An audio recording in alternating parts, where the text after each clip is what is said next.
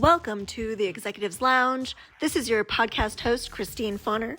We are in season 3 of the Executives Lounge, where we continue our mission to redefine leadership one amazing story at a time.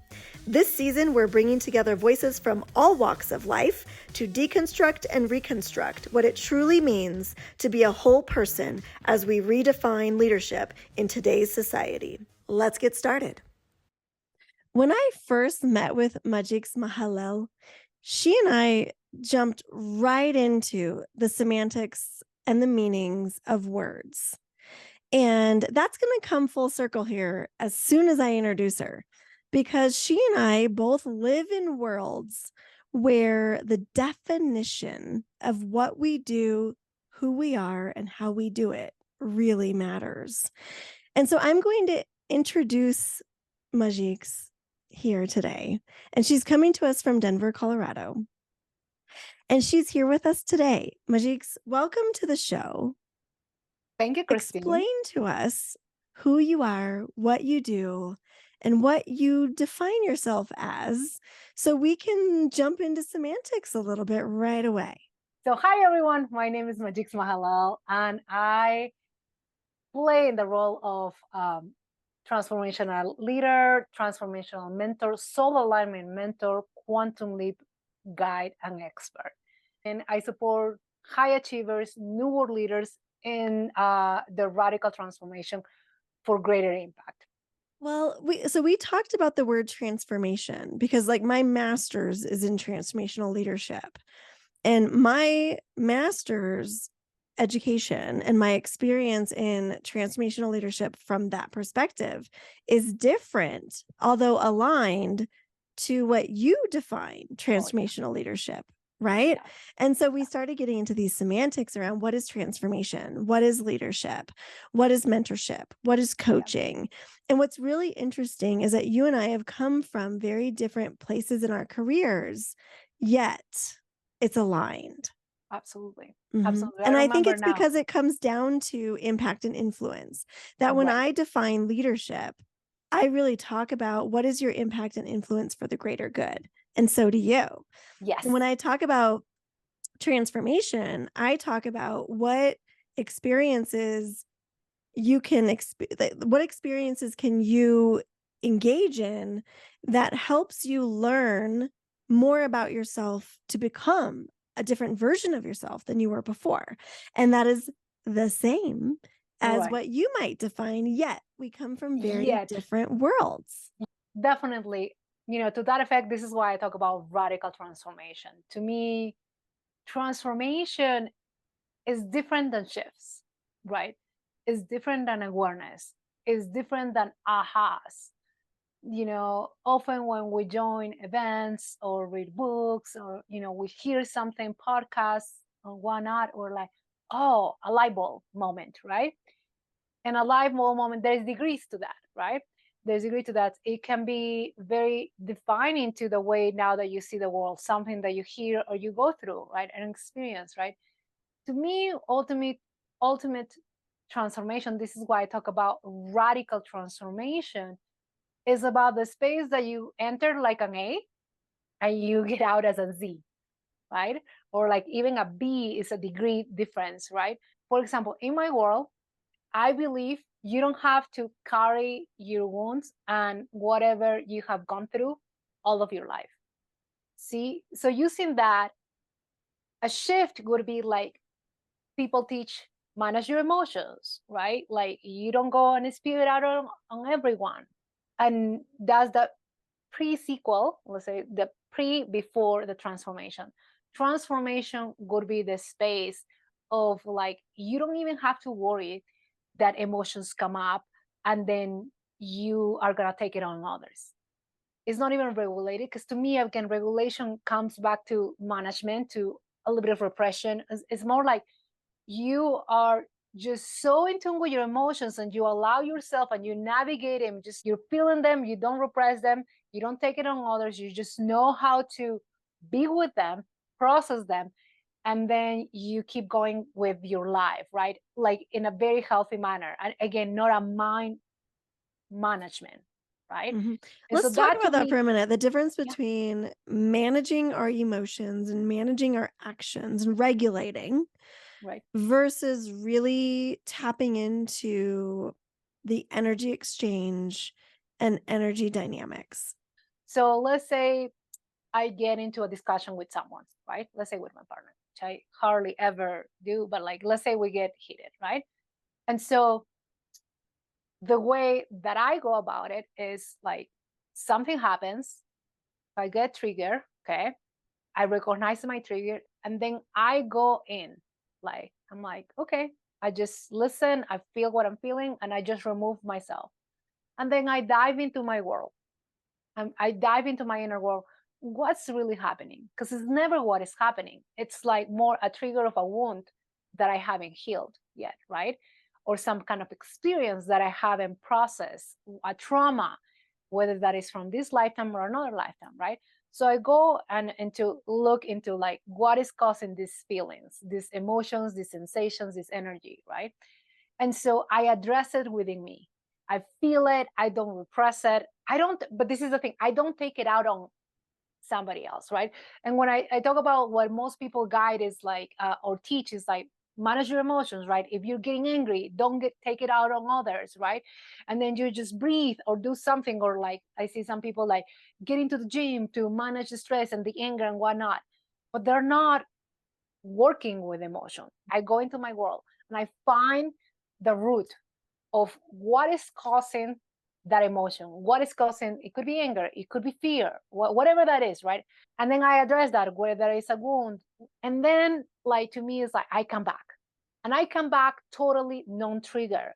And no matter, and to me that's the space of transformation when like it might happen again, but I'm not triggered anymore because I address what it was causing the pain.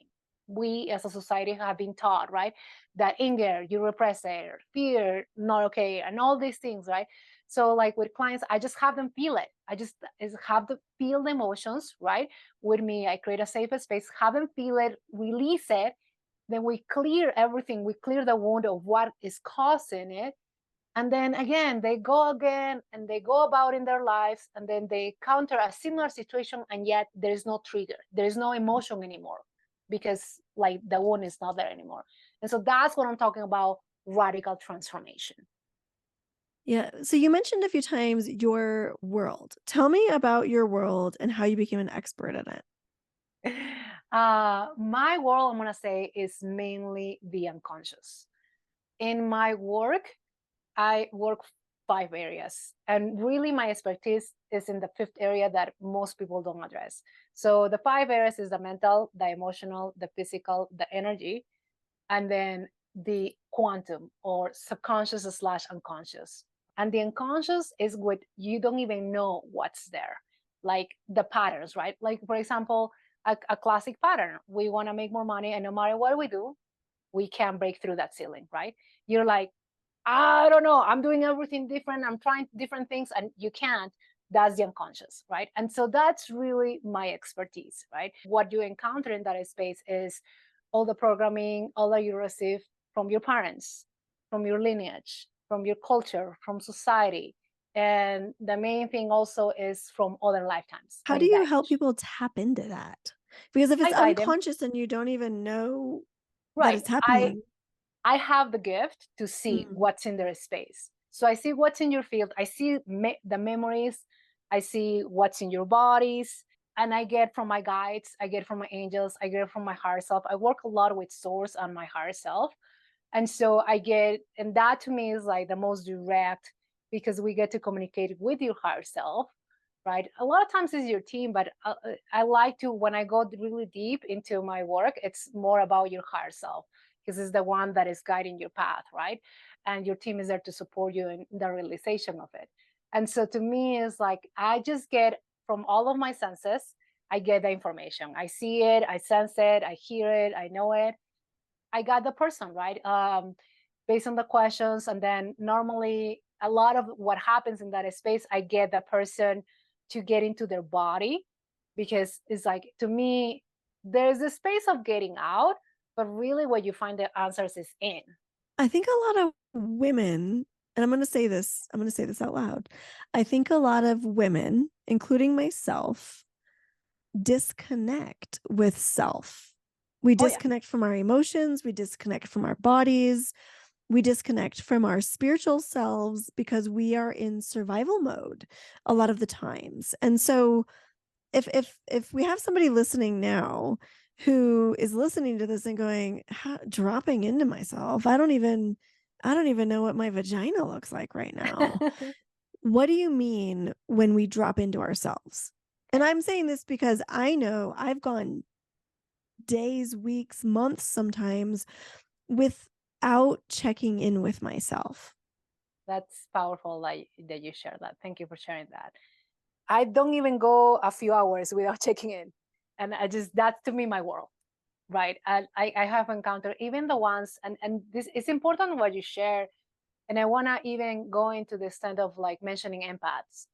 Empaths says like, I feel everyone. But the fascinating thing is they feel everyone but themselves. Right. Right. Because of what There's you too much said. noise. There's so much noise. Well, yes, but the main thing is what you mentioned actually is the survival. There are two things, and I'm going to say one is the softer version, but in reality, what is happening is a trauma. The softer version is like our parents weren't present in their body. And so remember, as babies, we're learning not by what the language are. As energetic babies, we're just seeing what our parents are being. And when we copy that, right? We just copy that. And so our parents weren't present, right, in their bodies. Hence, we learn that that's not something that you do. That's number one. Some of that generational trauma has disassociation associated with it. And so when I say I talk to a lot of women who feel like me, where sometimes you haven't checked in a while. Yes. So that's the second thing, right? The trauma. And to me, is like, even again, in my work, is about you get to a point that you don't even check in. You just are in your body. I created a retreat that I often had. It's been a while since I offer it, but like it's called Soul in Body. It's about getting you back into your body. And again, in my work, is about keep clearing the different things that keep you out of presence. But presence even is like you can be very present in your I'm gonna say your upper self. But to me, it's getting you back into your body, right? Mm-hmm. And so trauma, I mean, there's infinite layers of trauma. Let's be real. I mean, there's a trauma, I'm gonna say, that has happened from 0 to however old you are, right? 50, 60, 40, 30, doesn't matter. There's, like you said, the next level is the generational trauma, the DNA, that the one passed down through DNA. I mean, science, what I heard a few years ago, that they could find in their DNA, our DNA, they were able to find up to 9 generations of. Yeah. So I talked about this weekend in my sisterhood summit, where, you can actually trace bipolar disorder to the Vikings. And there's a whole theory around that. But ultimately, these people were like, let's go get in a boat, cross an ocean, take some risks. And we're going to have highs and we're going to have lows, and they're going to be big. And bipolar is you can trace the DNA all the way back to the Vikings. Exactly. And I don't think we recognize that we, like, these, it's not just about, my mom and my dad or my grandparents. Like, you can go back generations and generations and realize we've been surviving as a human race for a very long time. And there's a lot of very violent survival experiences that have happened across generations. Yeah. So it's like, that's what science knows now, right now. I did some research back in 2004, 2005 in my undergrad work, where I came across a bunch of research about cross-generational traumas and how long it takes to break generational behavioral patterns. So behavioral patterns around drug addiction, violence, just different poverty, like these different challenges that families have. It takes an average of 6 generations to break a behavioral pattern in a family. Women were raised exclusively to find a husband and have kids. And be property. Right. Be property. Exactly. That's still in our DNA. No matter how much you feel different, that is still in our DNA. This is why, and I see it, I serve women and men. I see it in the level of decision. Like, as a matter of fact, I have a couple right now. As soon as I gave him the information, he invested, boom. She's like sitting with it. And she's like, and this is how, to me, I see that the speed of decision between men and women is because of this, what we're talking about. We also, it's interesting too, because women tend to make 86% of the financial decisions for the family.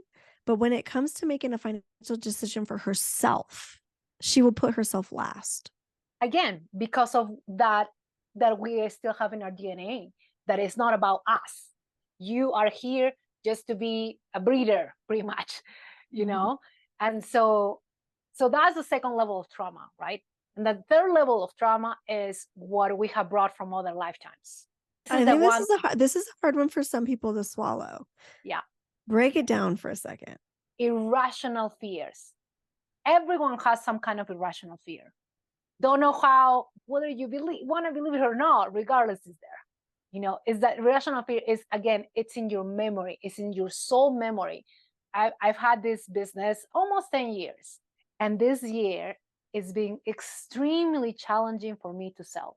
The amount of fear that has been coming up, even to offer something for free, it's being irrational. And I had to dig in over and over and find and get to even more to the core to be able to flip that. Again, it's like, even though I've been doing this for 10 years almost, right? Like, anyone would say that doesn't make sense. Well, that's where, again, what we bring from other lifetimes as a soul, we bring it now to heal it, because it is part of our path, if anything, to just complete the lessons. Yeah. So what did you find for this last year? What was the core root? I've actually found 3 kinds of traumas. Yeah, it's been brutal. Like three strong traumas, and I feel like I'm not fully even done. I feel like there's gonna be 2 more things that are gonna come up. Yeah, I mean, I've had thoughts around that this year for myself around motherhood. In this lifetime, I chose to be childless. Yeah. And it's starting to hit home what the impact of that is in this lifetime and why I might have chosen it. Yes. So anything like that you have chosen for this lifetime, right? I also chose not to have kids this lifetime. And I remember back then, as clear as day, psychic teacher, she was like, we were working actually around the uterus. And she looked at me and she said, you might want to look into that area so you don't replicate it in your next life. And I was like, like, I don't care. But in the last 2 years, I've been seeing the layers. All of my adult life, I knew when I was 11 years old, I had decided not to have kids.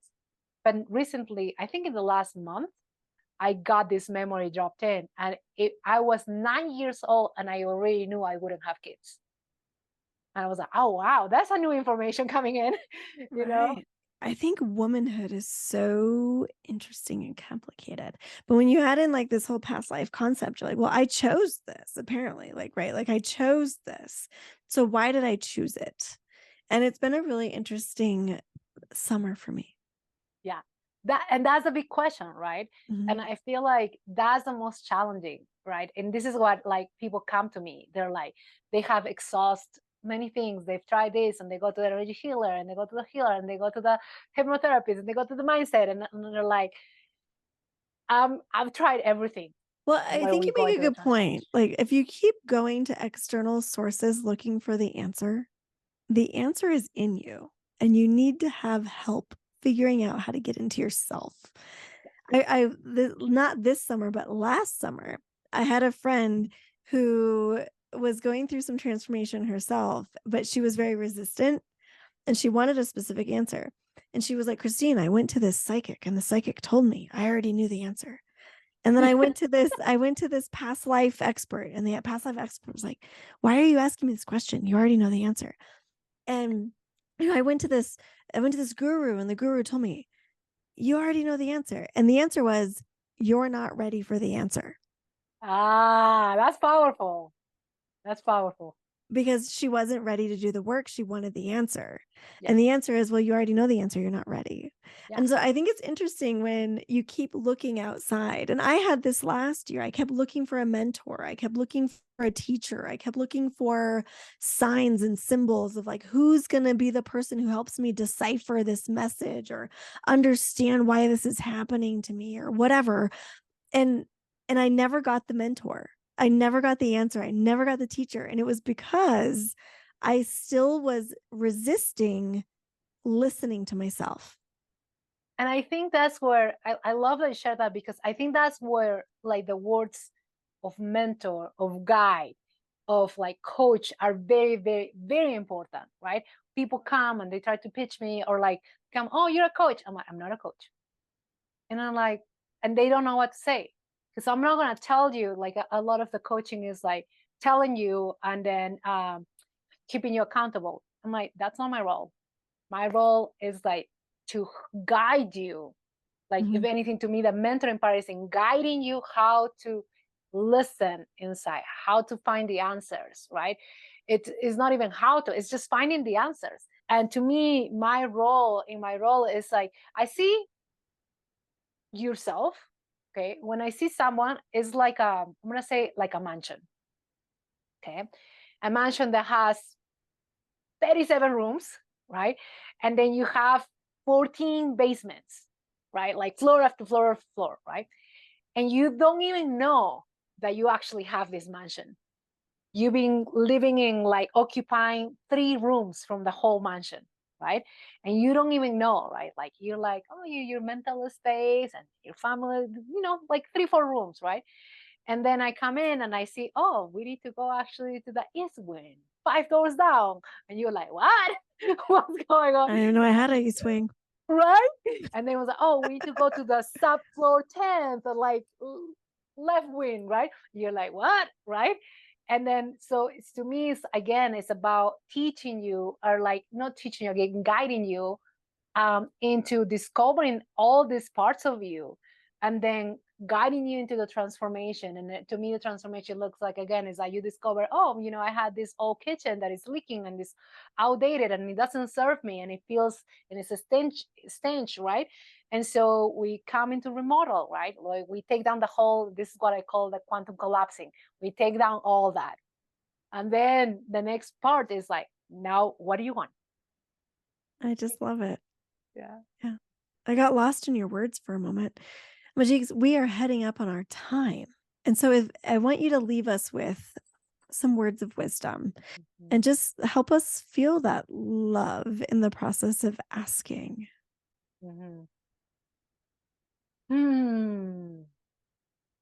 How about you all follow me on this? Okay. So if you would close your eyes for a moment and just give yourself a deep breath. And slowly let it go. And in the next deep breath, I want you to notice you have a choice. And I invite you actually to inhale this pure love that surrounds you. And as you feel it coming in, notice that it's encountering the love that is within, activating, awakening this love within. Another deep breath. And just keep giving yourself, gifting this breath, energy of love that keeps encountering who you truly are. As you feel this anchor in your heart, after you feel it throughout all of your body, you just remember this is who you truly are. The answers are always within. You are already who you're looking for. And you have the power in this space to truly choose for you. You truly can have it all.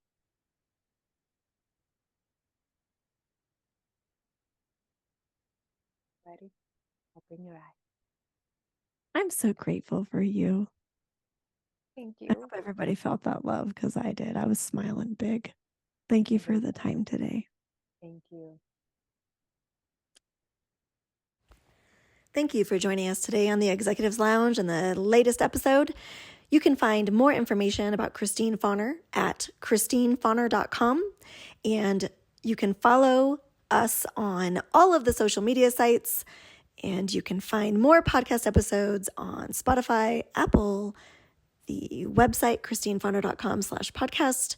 The Executives Lounge is more than a podcast. It's a movement towards highlighting leaders that are practicing wholeness, radical care, and love to impact now.